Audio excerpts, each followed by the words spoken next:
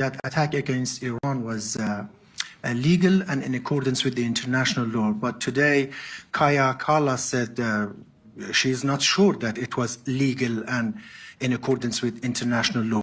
Is there any kind of disagreement between you in NATO?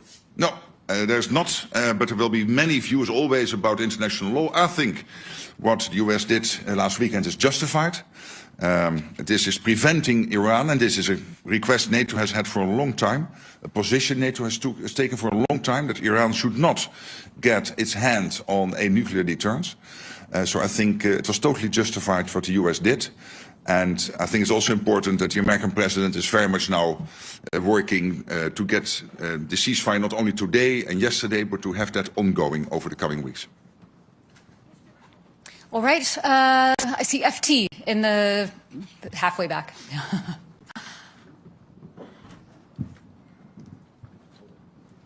She has to hold it. Secretary General Henry Foy, Financial Times. Aye. The floor. Donald Trump has said the US won't agree with the 5%. That's for all of us to do, but not him. Is that fair in an alliance that's built on sharing and unity? And secondly, what will you do if he comes back next year and asks for more than 5? Thank you. Well, when it comes to the 5%, there are the two elements. One is the 3.5% core defense spending. The US is more or less there. And when it comes to the 1.5% defense-related spending, we can safely assume that the US is doing that. When you look at their enormous capacity when it comes to fighting cybercrime, hybrid threats, when it comes to their infrastructure investments, when it comes to developing the defense industrial base. So I think we can safely assume that the US is more or less at that 5% already. All right. Next, I think we'll go over to the left side again, about halfway back. Washington Post. Give me the mic.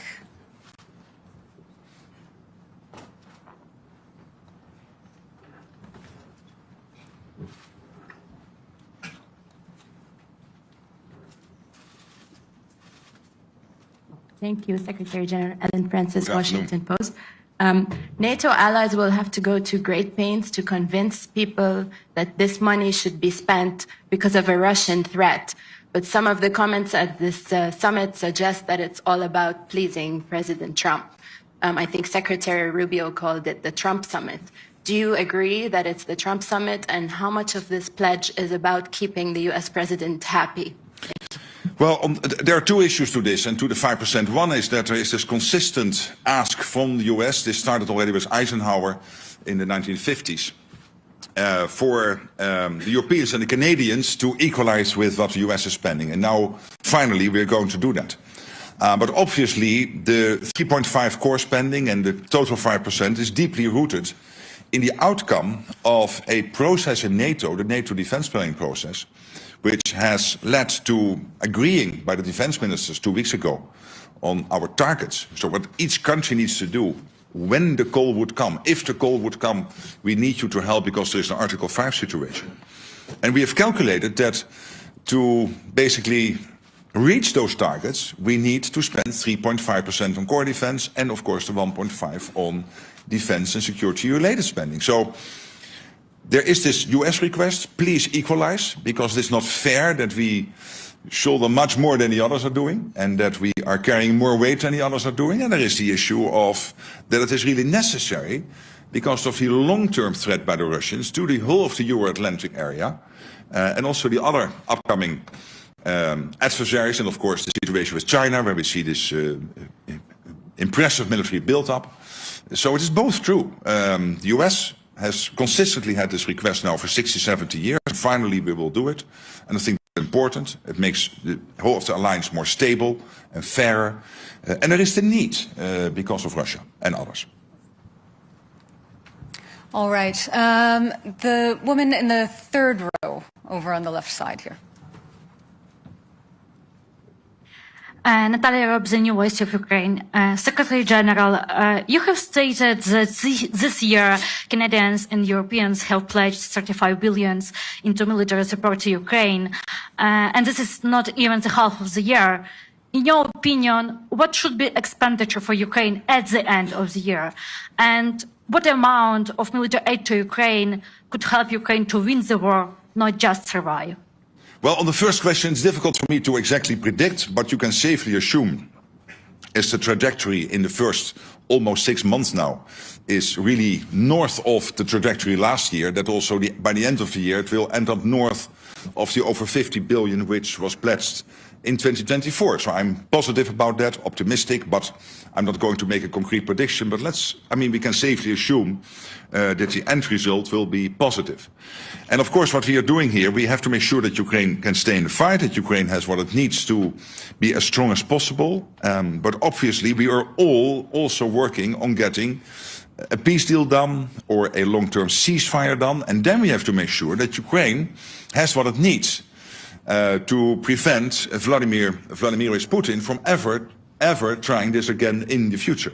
And the first layer of that, making sure that Ukraine can defend itself post a peace deal / a long-term ceasefire, obviously is also the support we are now providing to keep them in the fight, which has to do, of course, with training. It has to do with delivering military equipment, so the command in Wiesbaden, but also the various streams of money going into Ukraine, developing Ukrainians' defense industrial base, which still has about a 35 billion spare capacity. So this all together will help Ukraine to be as strong as possible now, but also to deter the Russians post a peace deal / a ceasefire. All right, let's come to the center section now. I see CNN in the fourth row. Thank you so much. I want to follow up on what you just said about the strikes in Iran, but first, can I ask you on Article 5, do you believe that Article 5 is subject to interpretation? Well, Article 5 is absolutely clear, and at the same time, we have always said we will never go into details when exactly Article 5 will be triggered. And why not? Because we don't want to make our adversaries any wiser. And to follow up on Iran, sir, you just praised the U.S. strikes in Iran, saying that you do believe it will help prevent Iran from getting a nuclear weapon. There have been questions about where that highly enriched uranium is, and if Iran moved it before the United States struck on Saturday night. Do you have concerns about that and whether or not it poses a threat to NATO? Look what happened last weekend. American B-2s, nobody in the world is able to do this. Only the United States. You are 25% of the world economy. You are by far the biggest military power in the world. Only the United States is capable to do this. So the B-2s, the fantastic pilots in those fighter jets, the bombs which were used to get deep into these nuclear facilities in Iran. Nobody has that type of stuff. And history made you the leader. History made you the ones who have to take action when it is necessary. And I think what President Trump did here is take a very targeted, chirurgical operation to take out as much as possible Iran's capability to get to a nuclear weapon. And I commend him for that. And obviously it's now up to all the studies being done and all the detailed look into what exactly has been the effect of this. But I'm personally very optimistic that this has dealt a massive blow to Iran. All right, we have a very full room and limited time. Next question to the front row.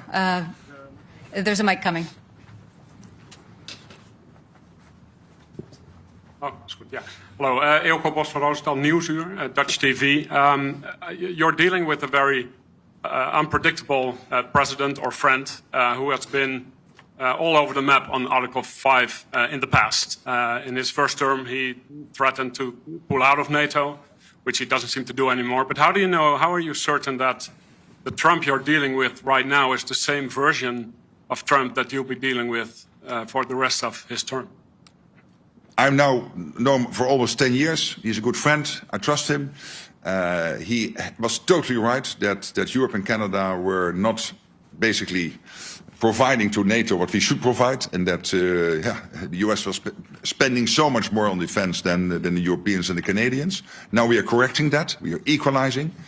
I think it is a man of strength, but also a man of peace. You've seen that basically now with Iran. The man of strength being able to command his B-2 bombers to go into Iran to take out that nuclear capability, but also the man of peace who is then immediately following up with making sure that Israel and Iran will commit to a ceasefire. And I think this is exactly what you want the American president to do, provide that type of leadership. And so I find him very predictable. Next question, all the way in the No, back. I don't think so. DPA. Ansgar, the German press agency, DPA. Secretary General... We were speaking. Here. There you are. No. Yeah, in fact. I cannot see you. I can only answer the question if I see who is. Can you stand up? Oh, you're really in the back. Sorry. Yeah. Please. Thank you. Secretary General, I would like to come back to Article 5. Did President Trump promise in the meeting that he would stand by the allies until the end of his term? And if so, did he promise it without any conditions? Can I ask you, and not you, you're a journalist, so you're totally, of course, free to ask all those questions, but through you to some politicians in Europe and Canada to stop worrying. The United States is totally committed to NATO. The United States is totally committed to Article 5. How many times do we want them to say this? And as I said before, we have now had half a year when we constantly ask the US, are you with us, with NATO, with Article 5? So let's look for another country in NATO, one of the other 31, Iceland, the Netherlands, France or Canada, for the next half year to answer that question. All right. Limited time, lots and lots of questions. The woman in the green jacket here in the third row. Kathy Newman, Channel 4 News. Hi. Hello. You described in the communique Russia as a long-term threat. Isn't Putin an immediate threat? Did you water that language down to get agreement? No. Of course, if you're a long-term threat, you're also a short-term threat. So he is a threat now, and he is a threat in the long term. All right, same row, the woman in the white shirt with the glasses.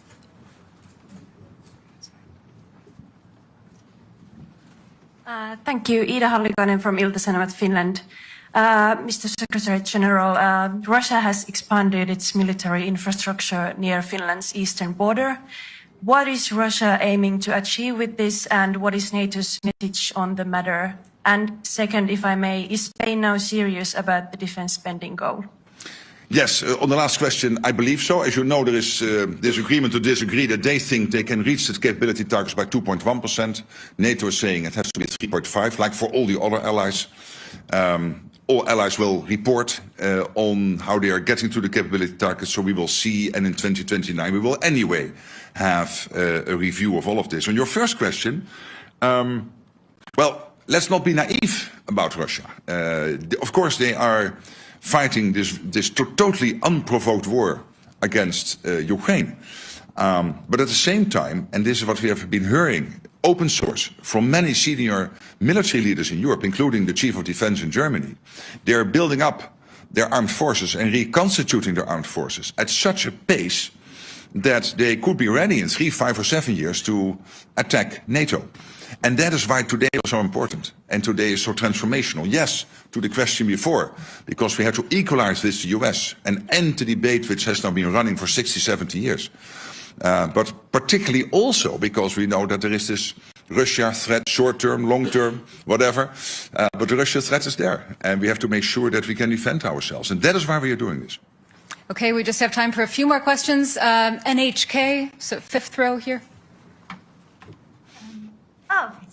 Sacha from NHK, the public TV station of Japan. Thank you. My question is about the IP4 countries, but which were here in The Hague. But so I know you've been mentioning that you won't lecture the whole world, but since you were able to make this historical decision today, do you think this would trigger other countries like the IP4 countries to think twice about their threats around them and their defense spendings? Well, we have this close cooperation. I had yesterday an excellent meeting with the Japanese foreign minister. We will have a meeting with the senior leaders from the Indo-Pacific 4 countries later today, and there will be another meeting also with President Zelensky and European leaders. So, but with the Indo-Pacific 4, we will also meet. And this is because we know that our two areas, so the Euro-Atlantic and the Indo-Pacific are getting more and more connected. Look at North Korea being so closely involved now in the war effort, and North Korean soldiers fighting on European soil against, on the Russian side, against Ukraine. That is rather historic. So this cooperation is important, where it's very much focused on innovation, very much focused on procurement, on defense industrial production, making joint assessments of what is happening in the Pacific, what is happening in the Euro-Atlantic, and how the two are more and more interconnected. And I must say, when I'm speaking to the leaders, and I was visiting Japan early April, having a long meeting with the Prime Minister, and I met him again last week in Calgary at the G7, but also the leaders of the Republic of Korea, Australia, New Zealand, they all are very much aware that, of course, part of having a deterrence is that you spend enough on it. And you see in all these countries debates ongoing on doing more where possible, but it is not up to me to advise them. Let me concentrate on the 32 and make sure that we do what we need to do. But I think that debate is taking place also in many countries outside NATO. Okay, I think we've just got time for a couple more questions. The center, fifth row, gentleman in the very center there. Yeah. Yes, my name is Heikki Aitokoski. I'm from the Finnish newspaper Helsingin Sanomat. Did you exchange views on Vladimir Putin and Mr. Trump seems to be in rather friendly terms with him? It would be interesting to hear what you talked about him. I've not changed my views on Vladimir Putin. I don't trust the guy, and of course I had a lot of dealings with him personally when we had a terrible situation with flight MH17, the Malaysian airline flight MH17, being shot out of the air by Russia in July 2014, and Putin telling me that he was not present in the Donbass and that he had no dealings in Ukraine and this, that, and the other, and these were all lies. We know that. Okay, for the sake of geographical diversity, all the way in the back, Telegraaf. Pim Cedee, the Telegraaf. Ms. Rutte, I have two short questions for you right here at the back. How do you think Vladimir Putin will look at this NATO summit in The Hague and the appointments being made between the 8 NATO allies? The other question, completely different one, but how big is the role of the Dutch King, Willem-Alexander, the Queen, and also Amalia in organizing this NATO summit and making it into a success? A big role. Last night was really amazing, and I mean, we are both Dutch, and we can be very fortunate to have this royal family. Of course, they have that overview which many politicians who are there for 1 or 2 terms can never compete with. So we have a king here in the Netherlands who is now in that position for 12 years. And you sense that. I mean, the breadth, the benefits from which he is speaking, including with the American president and other leaders, is really impressive. And I've seen the same before with his mother, Queen Beatrix. So that is one of the huge advantages of having a monarchy. And I would say, well, to your and my country, let's be happy and let's be glad and grateful that his family is willing to do that. On the other question, I mean, look what Putin achieved. He wanted to divide the West, and now Finland and Sweden have joined NATO. He wanted to divide the West, and now we have committed to a 5% spending target. So he cannot be very happy, and he should not be very happy. All the way in the front, on the left. Never give the microphone away. Build up so that you can see me. Dejan Šejnović, nezavisna newspaper from Bosnia and Herzegovina. Thank you very much for this opportunity. So for the West Balkans, for the first time, long time, it hasn't been mentioned in the communique. What does it mean for our region? You yourself were several times talking about the importance of the region for the alliance. What can you tell us why it's not mentioned? Yeah, but again, this is not your traditional communique which you would see in the UN or in NATO in the past, where you would have 60 pages, 90 paragraphs, basically talking about the world from the birth of Jesus up to today and everything in between. I mean, that's done. We try to focus. So we are still very much concerned. KFOR is there in Kosovo. EUFOR is there in Bosnia and Herzegovina. I was visiting the region, had extensive talks with the leadership in Bosnia, in Kosovo. I had a dinner in Brussels with the president of Serbia. So we are very much involved as NATO. The EU, of course, is very much involved. We closely coordinate with Kaja Kallas and Ursula von der Leyen on the European side. But what we really want to do here is not to recall all the language, like the irreversible path of Ukraine into NATO. It's still there, nothing changed. But really to focus on 3 core issues in 5 paragraphs. And one of the paragraphs is about the next meeting. So basically 4 paragraphs. And that is about, as you know, production, spending, and Ukraine. Okay, final question to the young reporters in the front. Yes. We'll get a mic to you. Just a moment. Thank you very much for this opportunity, Secretary General. We are the youth correspondents. Absolutely. And you are here now for 2 days, and you've been marvelous. Yes, thank you. There's a lot happening in this world, and many children worry about it. Do you think we children can also fight for peace? Or should we trust that you could bring peace to the world? Thank you. But I cannot personally bring peace to the world. What we can do collectively is to make sure that we are so well prepared, we are so strong, that nobody will ever attack us. So the best way to preserve your future and that our children can live in a democratic, free, open society where you can be who you want to be, think what you want, have free press, what we basically have in the West, and let's be honest, it's fantastic, is to make sure that we spend enough on our defense, particularly if we know that we have some adversaries who are really trying to get at us. So that's the best way to preserve your future. And that's what we try to do today, to make that commitment. But you standing here is really touching. And we have seen each other now for 2 days. We know each other for some longer time. I really want to thank you both. And in you, all the free press sitting in this room, for your fantastic work. And see you soon in Brussels or elsewhere. Bye-bye. Take care. Thanks. Thank you all very much. That's all we have time for today.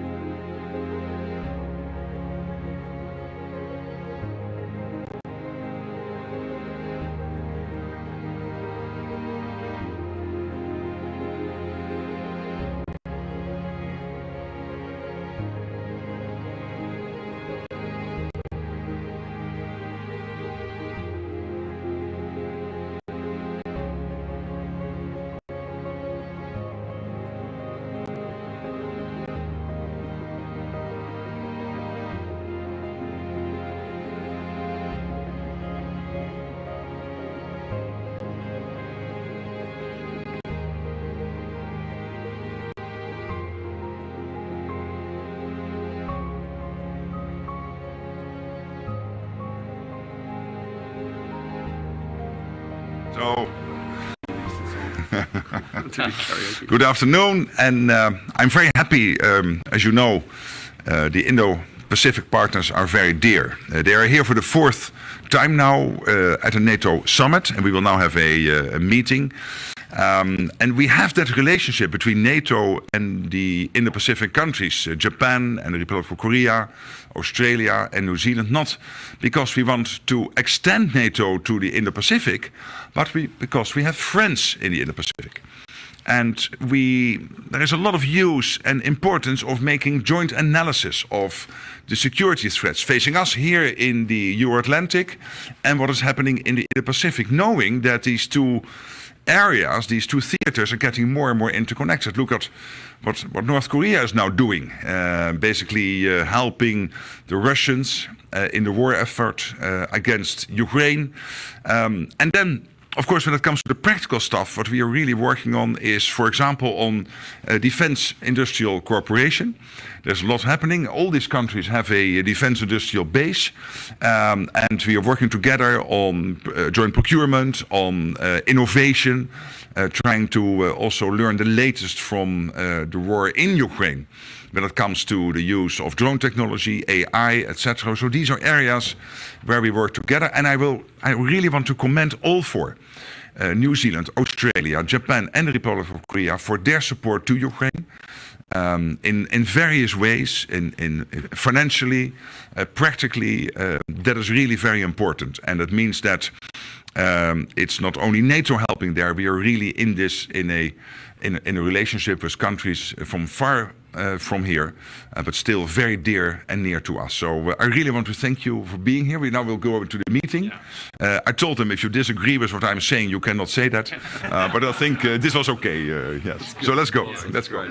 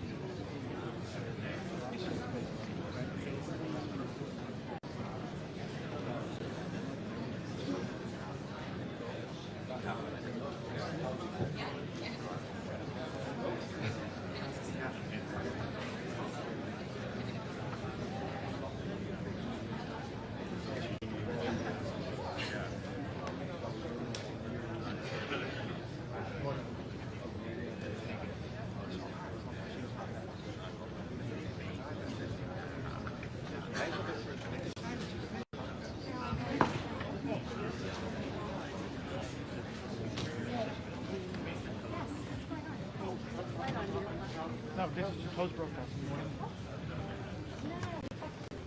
Oh, you're the one. Yes, you need to go and send. Yeah, you can. Oh, lovely, thank you. No worries. Thank Get your hand. Thank you very much. Here we go. We're gonna move you over. Caroline, we have a second, so let's move the camera. Yes, so how do you want to work this? This camera can move to the side? Ja. Dit is het Witte Huis, deze moet naar achter. Kunnen we deze naar achter duwen? Ja. Dan komt deze van het Witte Huis hier te staan. Oké. Waarom is het niet gebruikt als je wil? Do you want to use the same tripod so we just can click on our camera?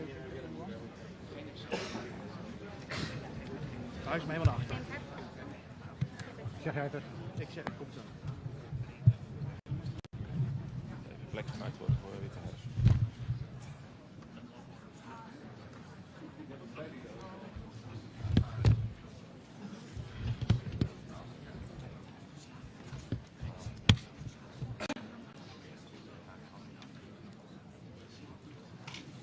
Ze zijn niet heel vriendelijk, zeg maar.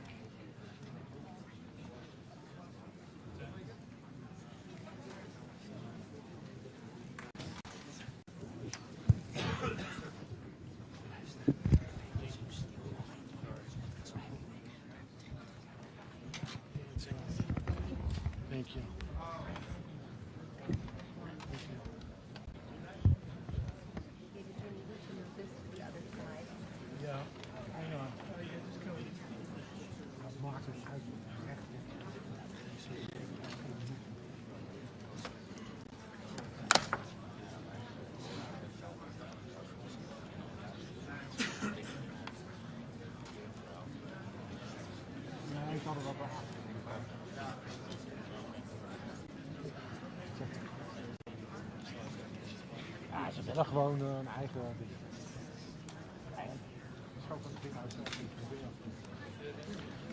I need power. Is there power? I need power. AC. Is there power back here somewhere?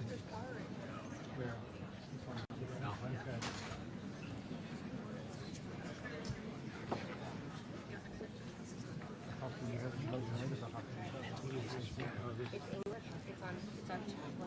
Okay. Okay.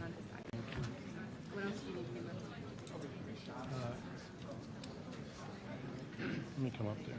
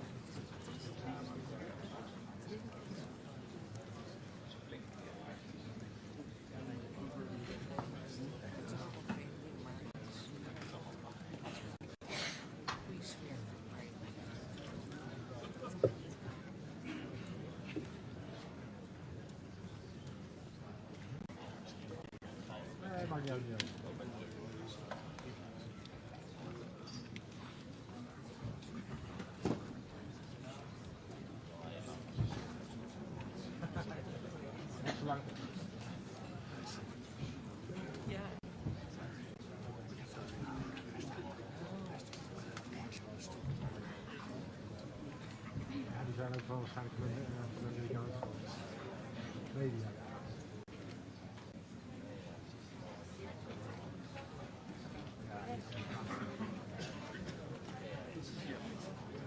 Thank you. David, Ethernet is right behind you. Ja, dat was van de vertaling. Thank you.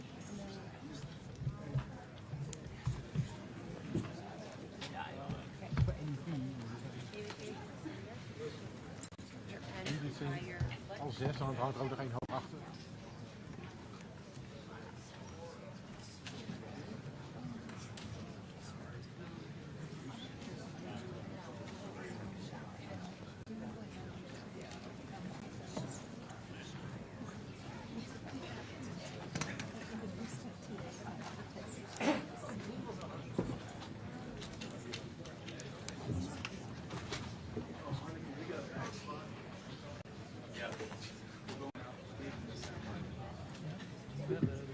Misschien nog een handschud of zo.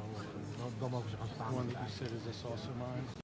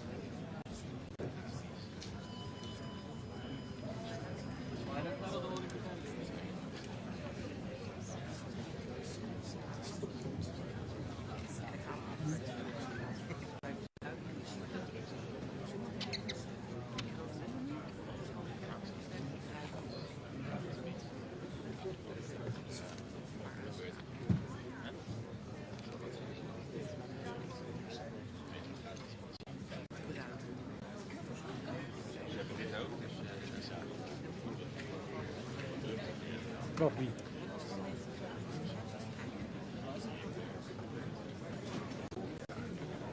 Ja, tuurlijk. Wij toch ook? Wij niet.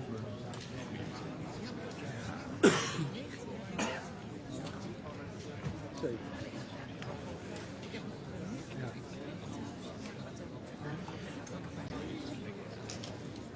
Ik heb het gemist.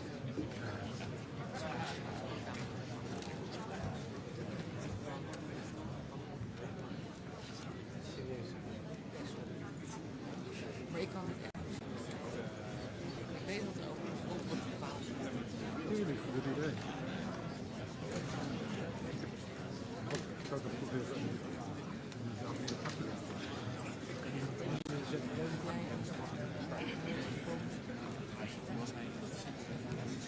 Iedereen maakt het ook niet. Nee, sorry. Ja, nee. Nee. Maar zo goed. Dit is een leeftijd.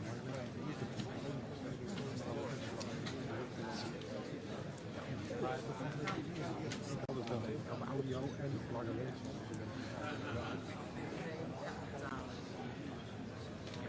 Dat weet iedereen.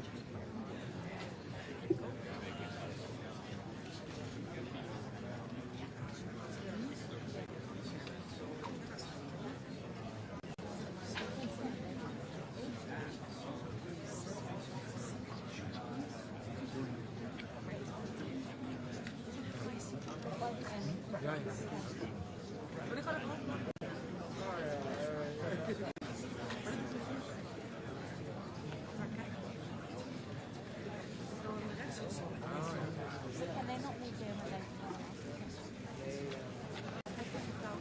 Oh, that's perfect.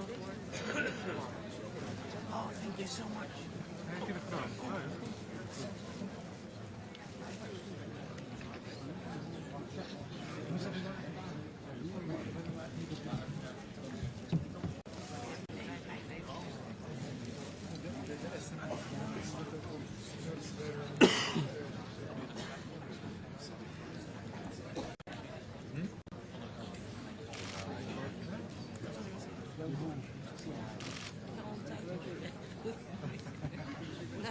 De laatste update is nog steeds. Oh ja.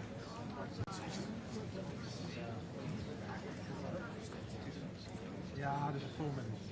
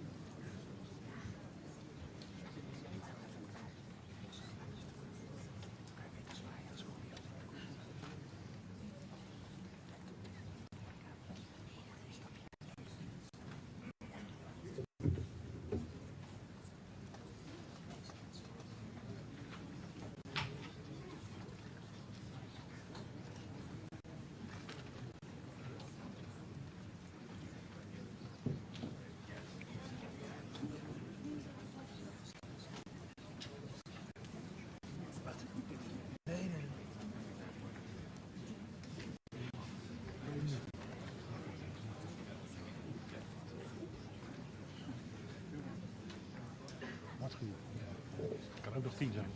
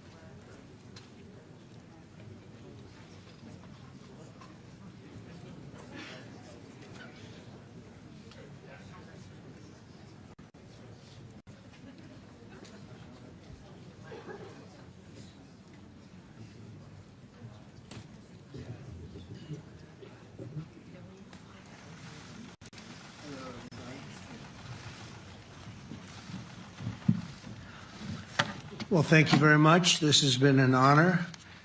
It was a fairly long trip, but worth it. Tremendous things have been accomplished, as you probably noticed. Listened to a lot of wonderful speeches from the heads of a lot of wonderful countries. But I want to thank you for joining us at the conclusion of a highly productive NATO summit in the Netherlands. I want to thank them for the royal treatment they've given us. Couldn't have been nicer. And it's a beautiful country, really a beautiful country. Coming in, I saw the most beautiful trees. In fact, I want to bring some back with me. I want to also thank, I had breakfast this morning with the King and Queen, and they're incredible people. I said, you're central casting. Beautiful people, great people, big, beautiful heart. And I enjoyed that. And also NATO Secretary General Mark Rutte, who's been terrific. He's been a friend of mine. Used to be right here running this wonderful country. Now he's the NATO Secretary General. He's doing a fantastic job. And the Prime Minister, we appreciate everything you've done. And as you know, last weekend, the United States successfully carried out a massive precision strike on Iran's nuclear enrichment facilities, and it was very, very successful. It was called obliteration. No other military on earth could have done it, and now this incredible exercise of American strength has paved the way for peace with a historic ceasefire agreement late Monday, and we call it the 12-day war. Spoke to a few people. I guess that just sounded like the right name. It was a 12-day war. And we think it's over. I don't think they're going to be going back at each other. I don't think so. Not only have we dealt decisively with the critical threat of Iran's nuclear program, which was what I wanted. I said, Iran cannot have a nuclear weapon. I've said that for 15 years, long before I decided to do the political thing. But we've also reasserted the credibility of American deterrence, which is like no other. The people at NATO said there's never been anything. You know, I rebuilt the entire military during my first term. And we have a great military. We have great generals. I got to know the good ones and the bad ones. We kept the good ones. Over the past 2 days, I was honored to participate in the NATO leaders meeting and also had extremely good individual discussions with the King and the Queen, Secretary General Rutte, and the Prime Minister. Great discussions. Very knowledgeable people. Major focus of our conversations at the summit was the need for other NATO members to take up the burden of the defense of Europe, and that included the financial burden. As you know, it was 2%, and we got it up to 5%. And they said, a couple of them came up to me, one in particular said, sir, we've been trying to get it up to 3% for 20 years, and we haven't been able, and you got it up to 5%. So they're going to be, most of them, I guess almost all of them, are going to be contributing now, 5%. A number that people are surprised at, but you need it today. The United States accounts for 2/3 of all NATO defense spending. And since I began pushing for additional commitments in 2017, believe it or not, our allies have increased spending by $700 billion. I said to people, you don't have any money, and a lot of them weren't paying. And so I started the process, and I picked it up as soon as I got back, which is 6 months ago. And following my election last November, almost all have accelerated plans to reach the 2%, 3%, 4%, and then ultimately, very quickly, 5%. And all of this is going to be done very quickly, almost immediately. You probably know this as well as I do. I'm sure they've been talking about it. It's really been a big focus. In a very historic milestone this week, the NATO allies committed to dramatically increase their defense spending to that 5% of GDP, something that no one really thought possible. And they said, you did it, sir, you did it. Well, I don't know if I did it, but I think I did. This will be known as the Hague Defense Commitment, which is pretty good, pretty appropriate. When the allies reach this number, it will add more than $1 trillion a year. Think of that, $1 trillion per year to our common defense. And this is a monument really to victory, but it's a monumental win for the United States, because we were carrying much more than our fair share. It was quite unfair, actually. But this is a big win for Europe and for actually Western civilization. For years, past administrations failed to get most allies to contribute even the 2%. I remember when I came here, we had 4 countries that were up to 2%, and I remember Poland was there. A couple of them were there, and but most of them were. We had 28 at the time, as you know. It's increased a little bit, and they've agreed now to more than double their budgets in all cases.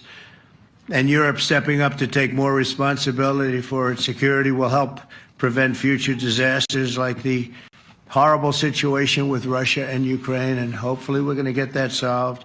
Last week they lost 7,000 soldiers, mostly soldiers, but they're also getting hit in Kiev. They're getting hit in some of the towns also.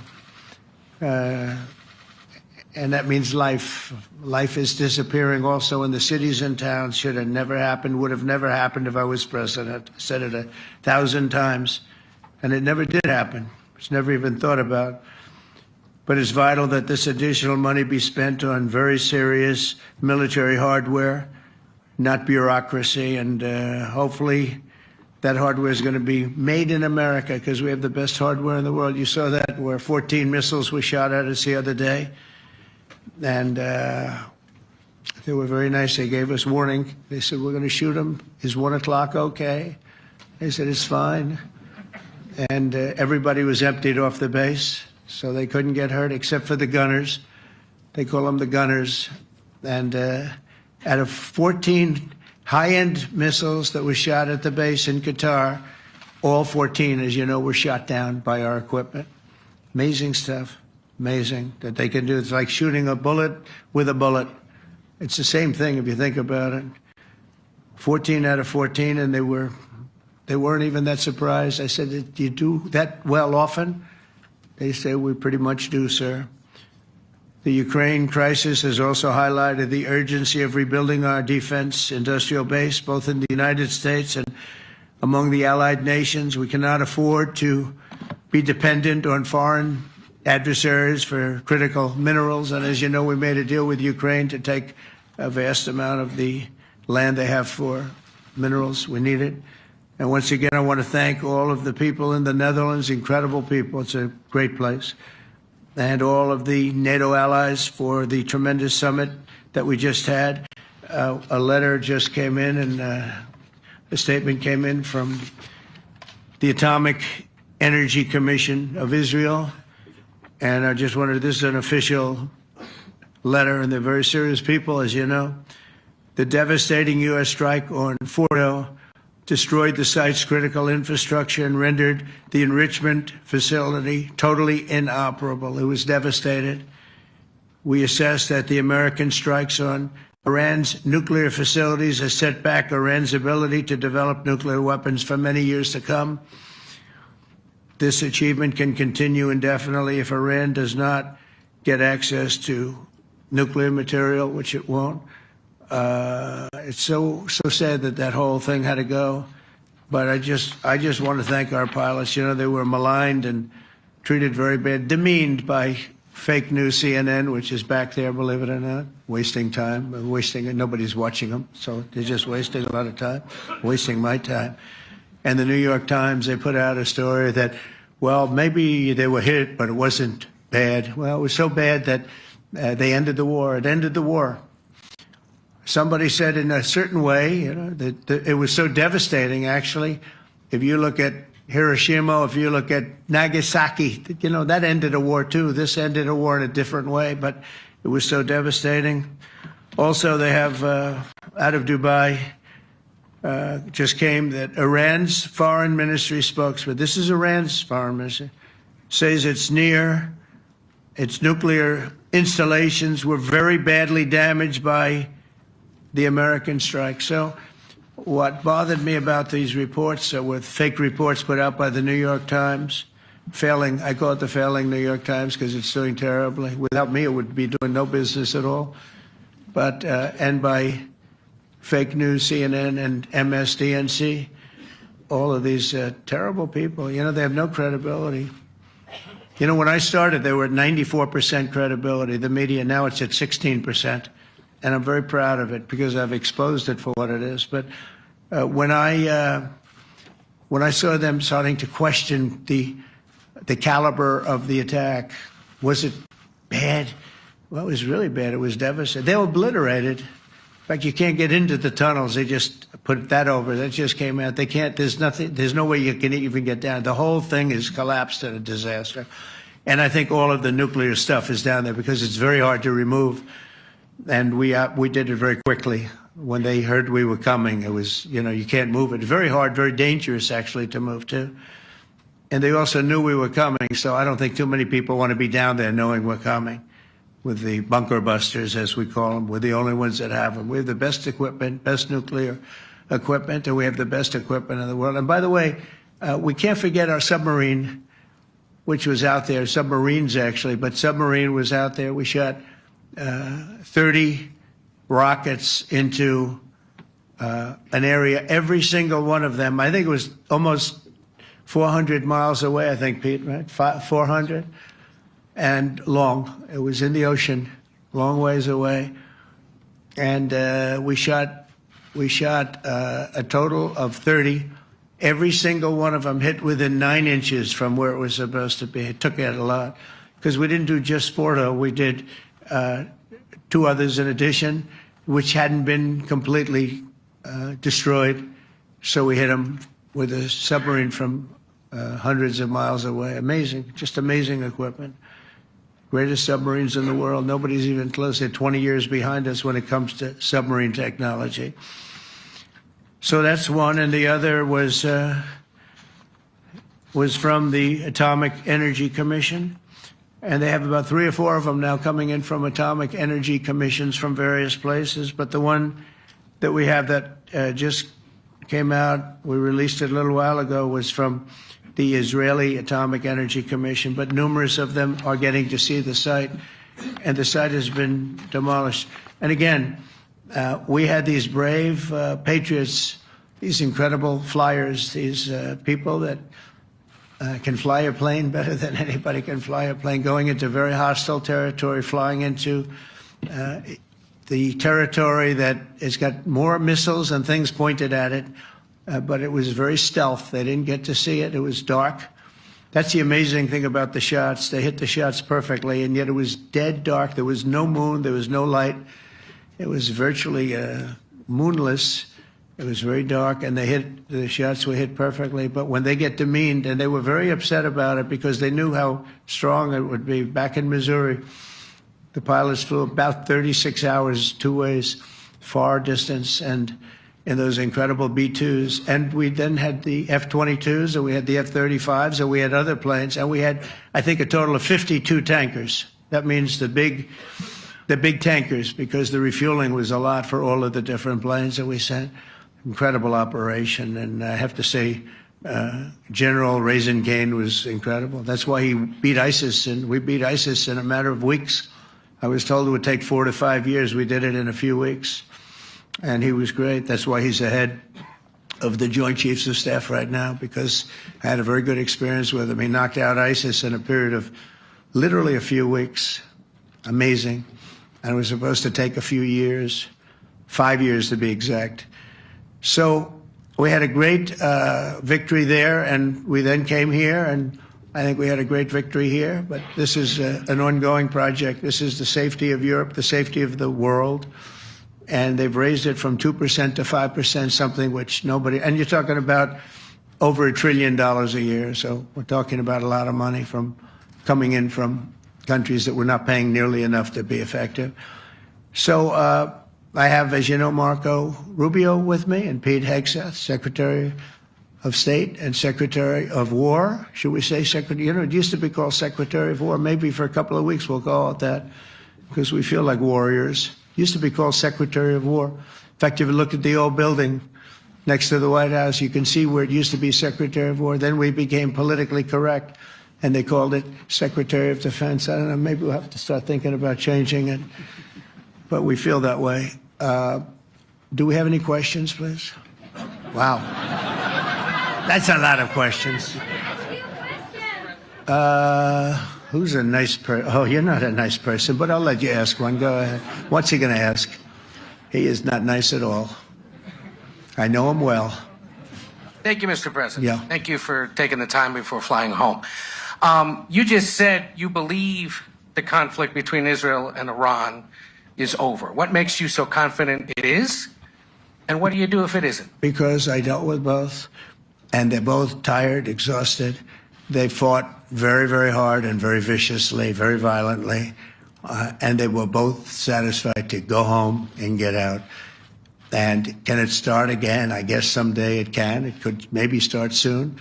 I think a big telltale sign was when, as you know, Iran somewhat, by not much, violated the ceasefire, and Israel had the planes going out that morning, and there were a lot of them, 52 of them.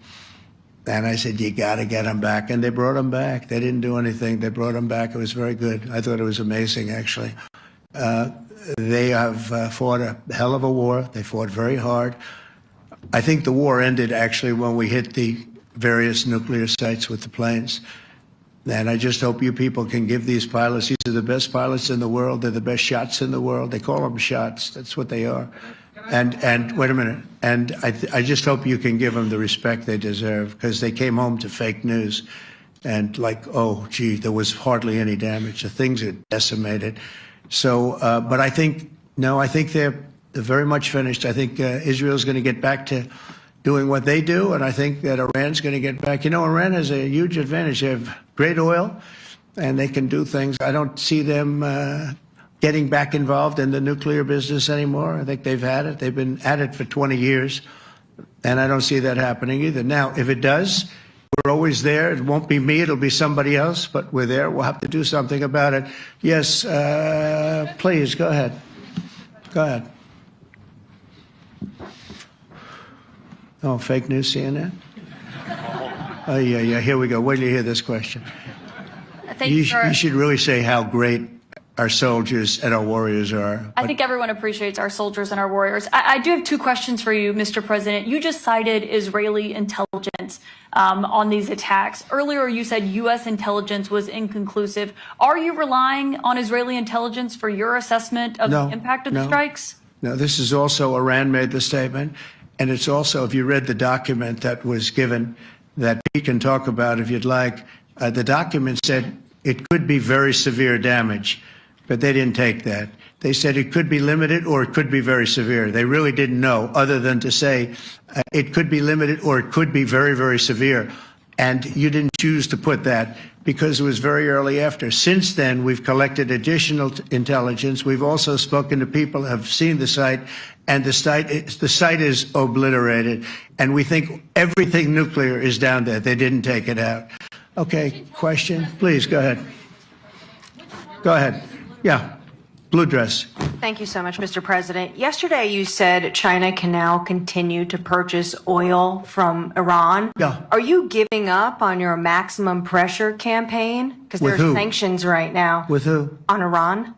No, look, they just had a war. The war was fought. They fought it bravely. I'm not giving up. They're in the oil business. I mean, I could stop it if I wanted. I could sell China the oil myself. I don't want to do that. They're going to need money to put that country back into shape. We want to see that happen. No, if they're going to sell oil, they're going to sell oil. We're not taking over the oil. We could have, you know. I used to say with Iraq, keep the oil. I could say it here, too. We could have kept the oil. No, China is going to want to buy oil. They can buy it from us. They can buy it from other people. But you're going to have to put that country back into shape. It desperately needs money. Yeah. Yeah, please. Here we go. I'm picking the beauties today. Go ahead. Mr. President, Secretary General Rutte has described President Putin as an adversary, a threat, an enemy.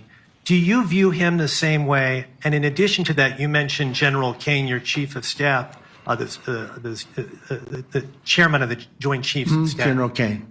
Yes. He has said that Mr. Putin has territorial ambitions beyond Ukraine. Do you view that in the same way? Possible. I mean, it's possible. I know one thing. He'd like to settle. He'd like to get out of this thing. It's a mess for him. He called the other day. He said, "Can I help you with Iran?" I said, "No, you can help me with Russia."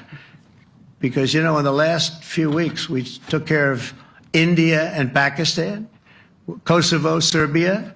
I think on Friday we have coming in, the Congo is coming in, and Rwanda is coming in. That was a vicious war that went on, a machete war, heads chopped off all over Africa. They're coming in.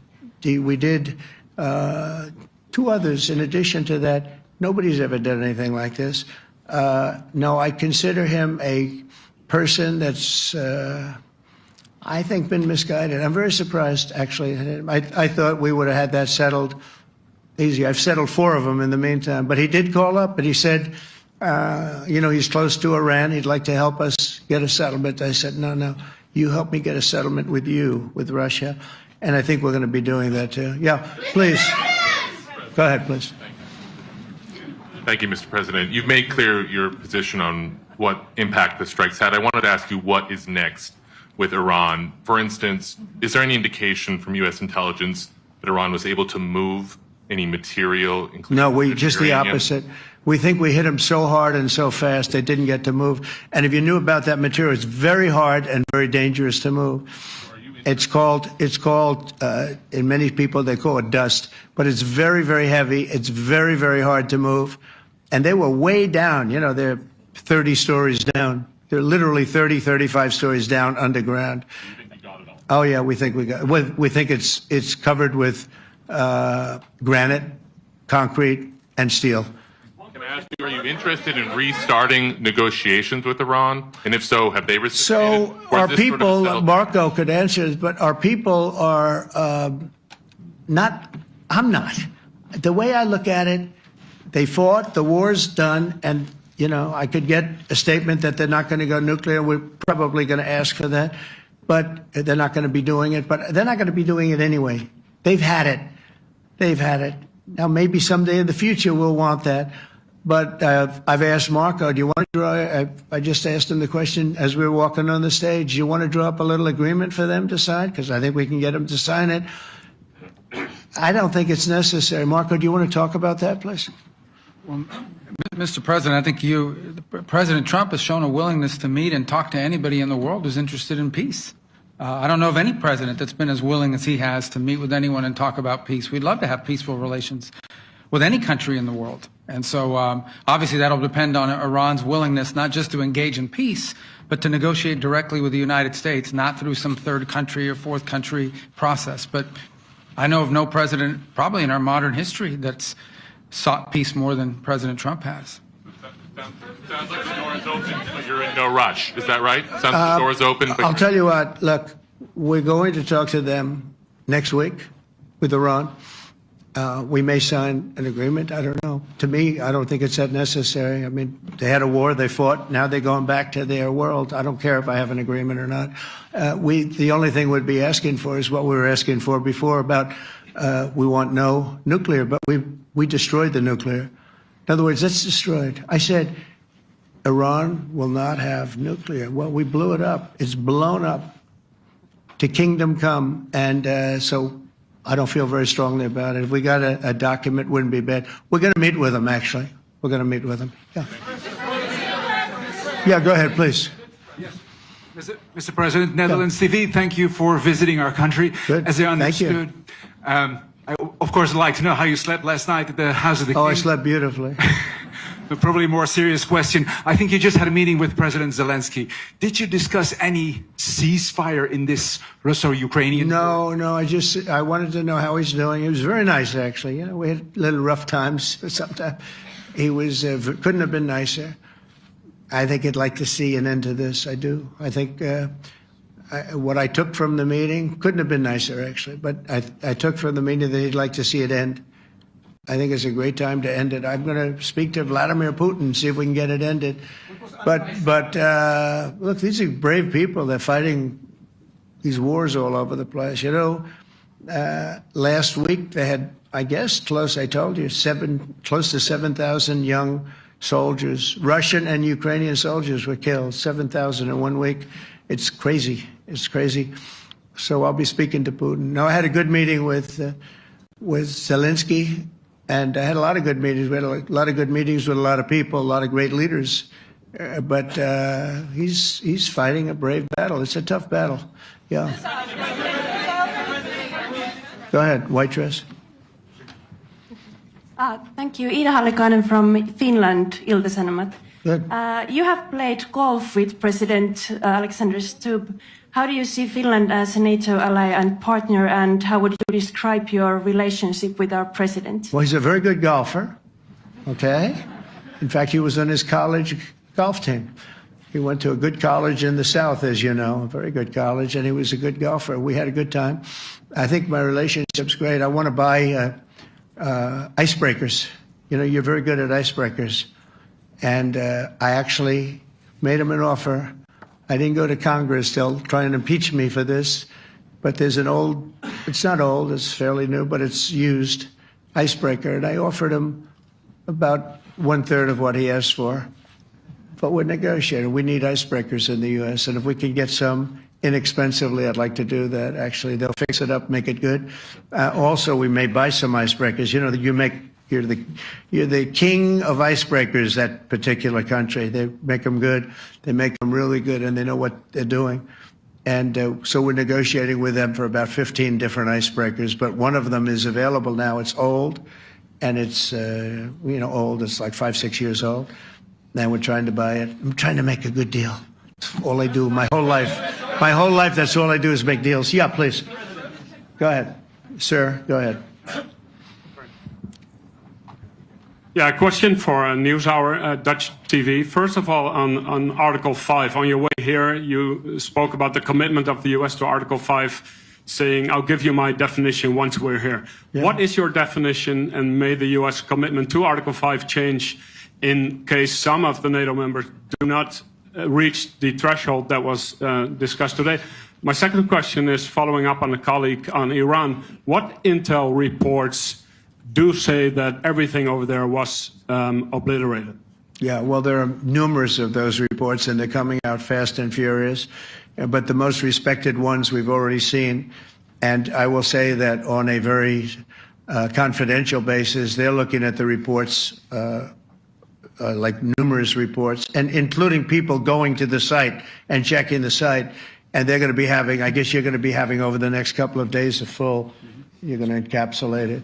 But no, the site was obliterated, just like I said it was, and just like the pilots should be given credit for. As far as Article 5, look, when I came here because it was something I'm supposed to be doing, but I left here a little bit differently. I said, I watched the heads of these countries get up, and the love and the passion that they showed for their country was unbelievable. I've never seen quite anything like it. They want to protect their country, and they need the United States. And without the United States, it's not going to be the same. And you can ask Mark, or you can ask any of the people that were there. It was really moving to see it. They love their country. They were so respectful of me because I'm the head of the United States. And I made, the King of Saudi Arabia, when I was in the Middle East. So I was in Qatar for a different reason, not a reason to get shot at.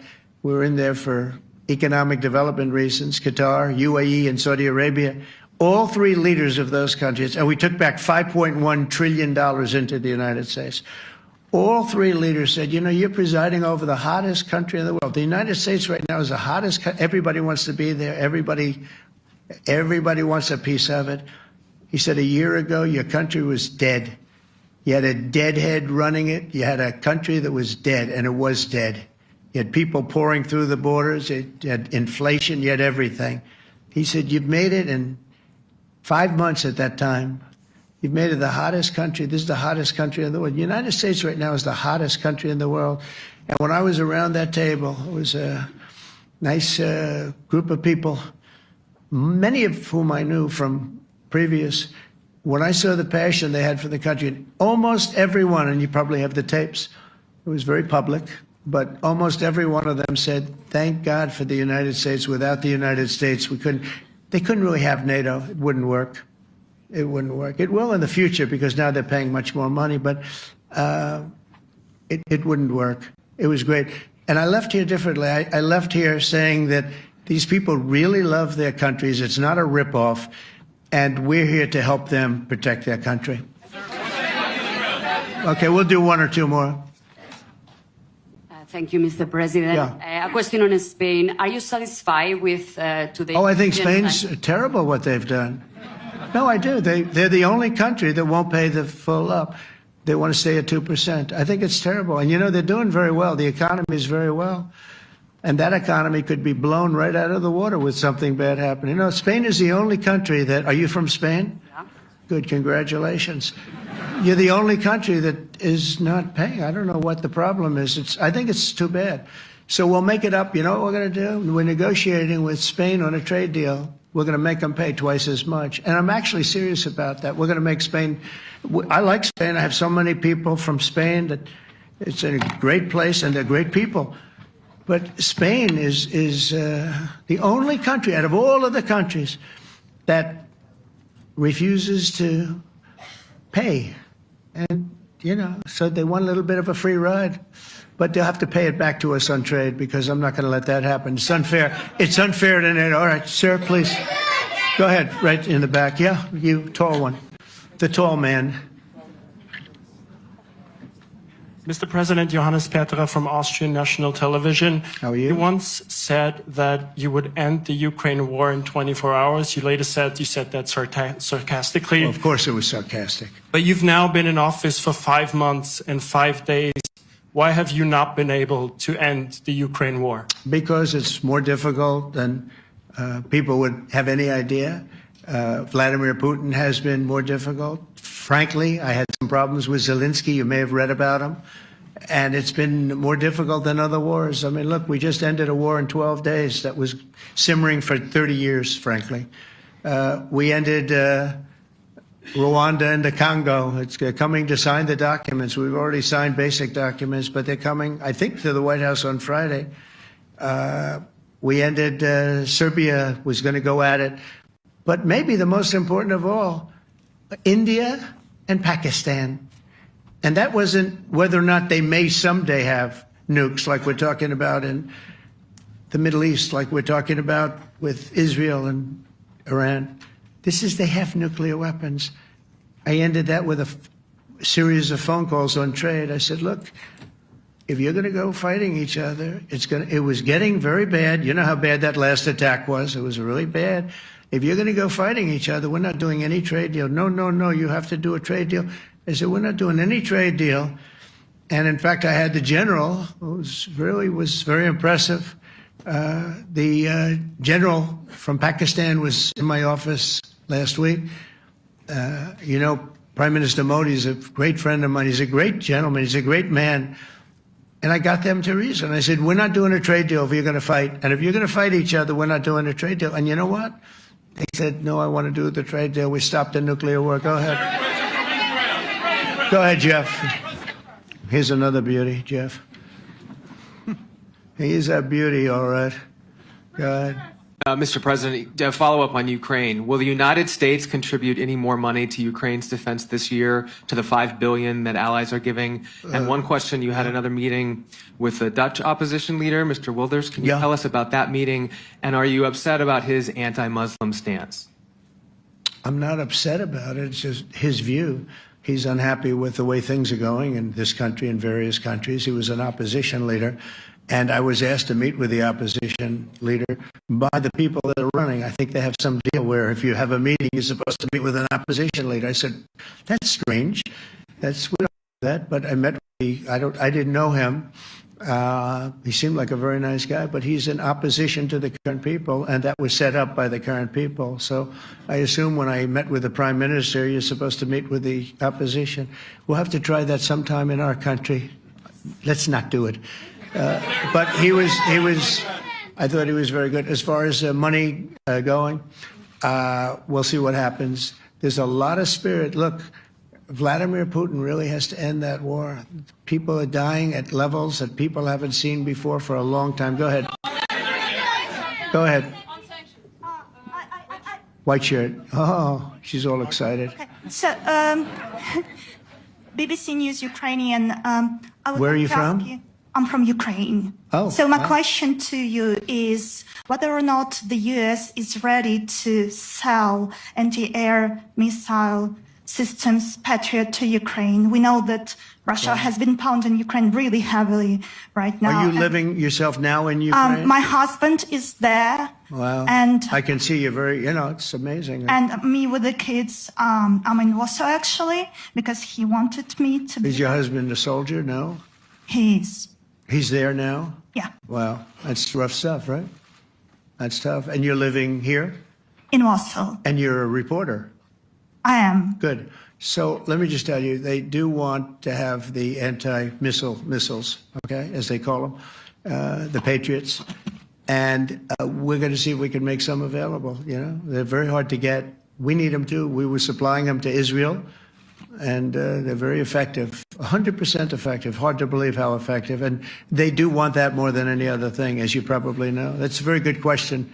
And I wish you a lot of luck. I mean, I can see it's very upsetting to you.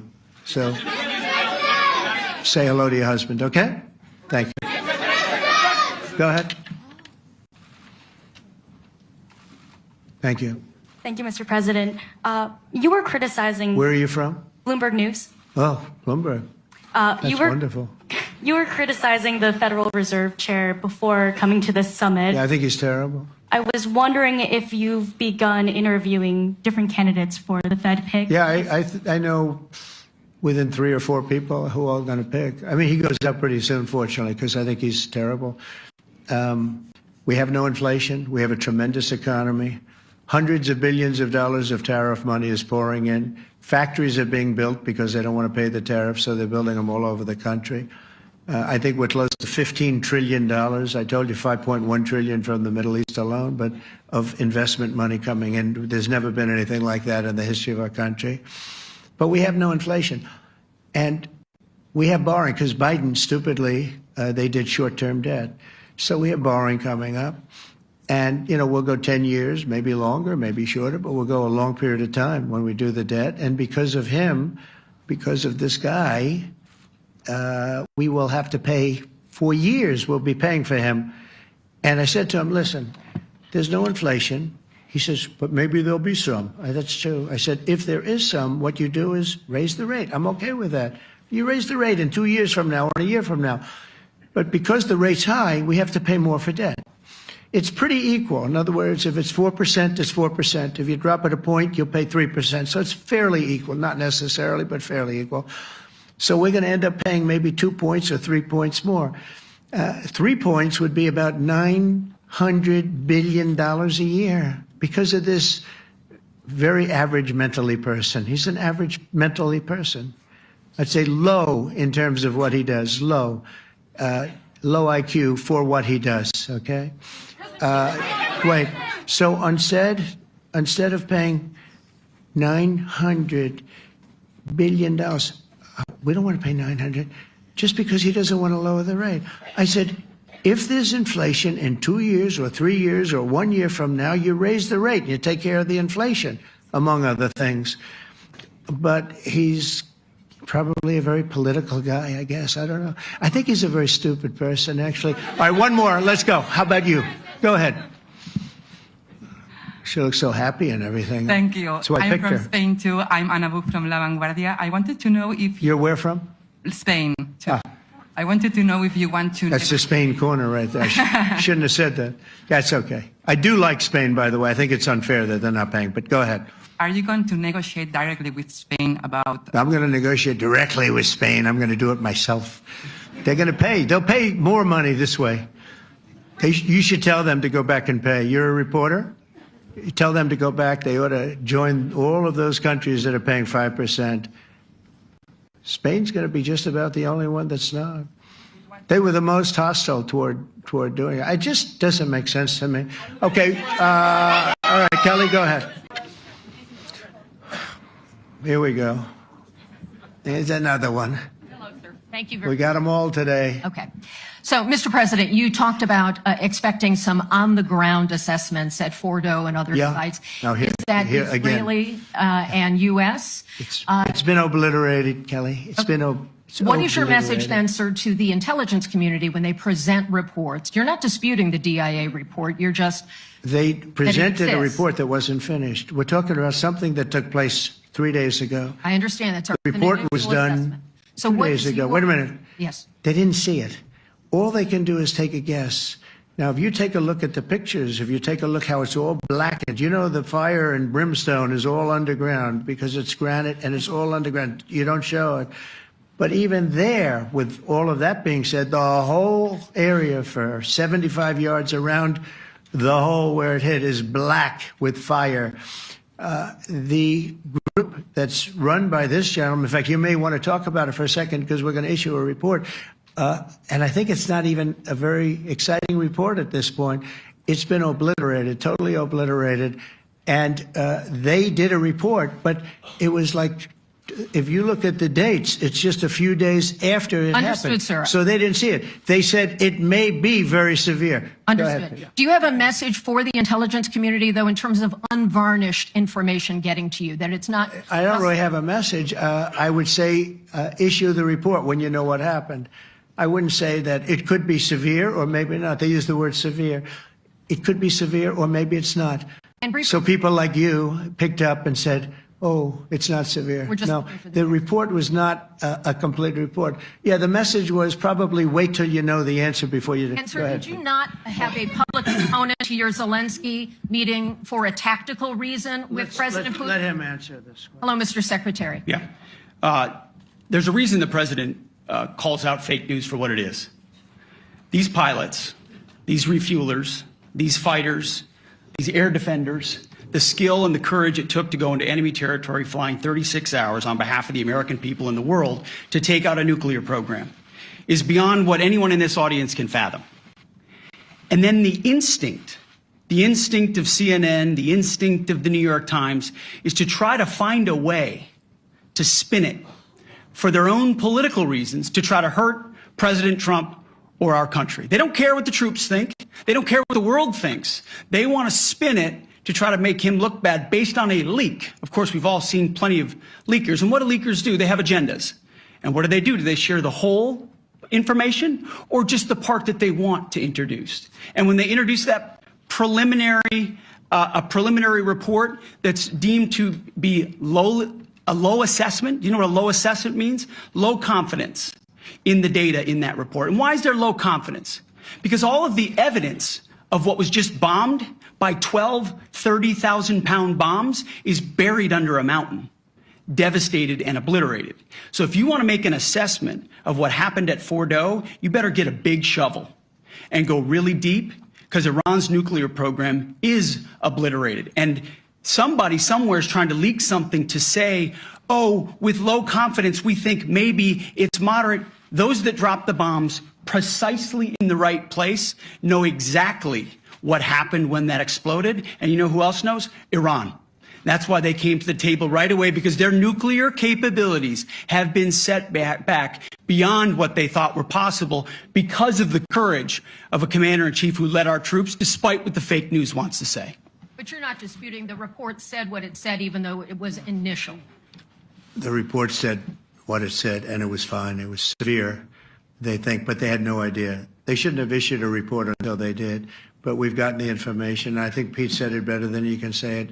And, you know, you should be proud, you, especially you, should be proud of those pilots, and you shouldn't be trying to demean them. No, those pilots flew at great risk, a big chance that they'd never come back home and see their husbands or their wives. Let me just tell you, you and NBC, fake news, which is one of the worst, and CNN, New York Times, are all bad. They're sick. There's something wrong with them. But you know what? You should be praising those people instead of trying to find some. By getting me, by trying to go and get me, you're hurting those people. They were devastated. You know, I got a call from Missouri, great state, that I won 3 times by a lot. And I got a call that the pilots and the people on the plane were devastated because they were trying to minimize the attack. And they all said it was hit. But we don't think it was really maybe hit that badly. And they were devastated. They put their lives on the line, and then they have, and I'm not referring to you, but real scum come out and write reports that are as negative as they could possibly be. It should be the opposite. You should make them heroes and heroines. You should make them really people that they were so devastated when they heard this news. And you know what they said? One of them, I spoke to one of them, said, "Sir, we hit the site. It was perfect. It was dead on." Because they don't understand fake news, because they have a normal life, except they have to fly very big, very fast planes. But it's a shame. You should be making them heroes. All right, in the back. Go ahead, back, white, yeah. White jacket, yeah. Go ahead, give me my mic. Hello. Deborah Haynes from Sky News. Good. Mark Rutte, the NATO chief, who is your friend, he called you daddy earlier. Do you regard your NATO allies as kind of children? No, he likes me. I think he likes me. If he doesn't, I'll let you know. I'll come back and I'll hit him hard, okay? No? He did it very affectionate. Daddy, you're my daddy. Do you regard your NATO allies, though, as kind of like children, and they're obviously listening to you and they're spending more, and you're obviously appreciative of that, but do you hope that actually they're going to be able to defend themselves, defend Europe on their own? I think they need help a little bit at the beginning, and I think they'll be able to, and I think they're going to remember this day. And this was a big day for NATO. You know, this was a very big day. They took it. One of the gentlemen said, "You know what? We've been trying to raise money raise the rate for 30 years," he said, 20 years, from almost the beginning. And he's been there for a long time. He said, "Until you came along, it never happened." What you did is amazing. It's been sort of an amazing day for a lot of reasons, but also for that. Yeah, go ahead. Do you think they can do it without you, though, in the future? Can they do it without Well, ask Mark. States? I mean, you have to ask Mark, okay? So we're heading back. I want to thank these two gentlemen behind me. They're incredible people, both of them. They've done a fantastic job. And Susie's in the front, and she's done great. And Monica, thank you very much. That was quite an exciting time. And we're going to be heading back. We'll be back soon, and we'll see you in Washington, D.C. Remember this, we have the hottest country anywhere in the world. Thank you very much, everybody. Thank you.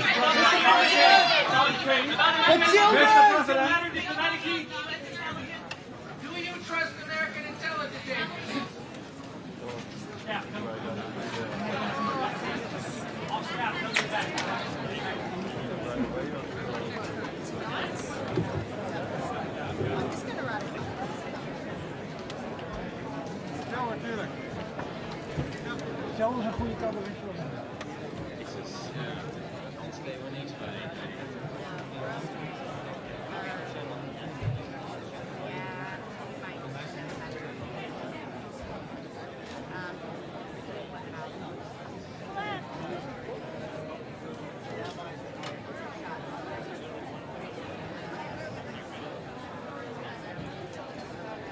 Krijgen we er nog een?